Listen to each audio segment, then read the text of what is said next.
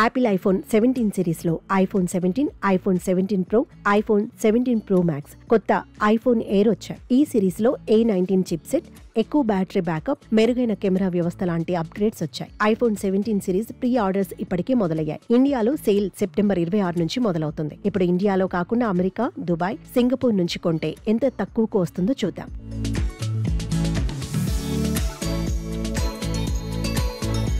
Tax లేకుండా అని గమనించాలి. ఐఫోన్ 17 మోడల్కి అమెరికాలో ధర $799, అంటే సుమారుగా $70,344. అదే మోడల్ భారత్లో 82,900కి లభిస్తోంది.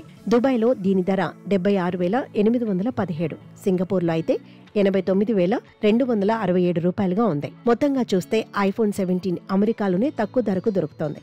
ఐఫోన్ 17 ప్రో అమెరికాలో $97,000 ఉంది. భారత్లో ఇదే మోడల్ $135,000, దుబాయ్లో $7,000, సింగపూర్లో $1,20,000. ఈ మోడల్కి కూడా అమెరికాలోనే తక్కువ ధర ఉంది.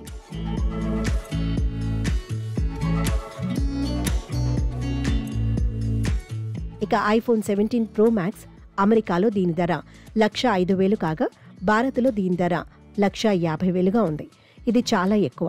దుబాయ్లో $115,000, సింగపూర్లో $130,000కే అందుబాటులో ఉంది. ఈ మోడల్ కూడా అమెరికాలోనే తక్కువ ధరకు లభిస్తోంది. ఇక కొత్తగా పరిచయం చేసిన ఐఫోన్ ఎయిర్ అమెరికాలో $999, అంటే $87,952 ఉంది.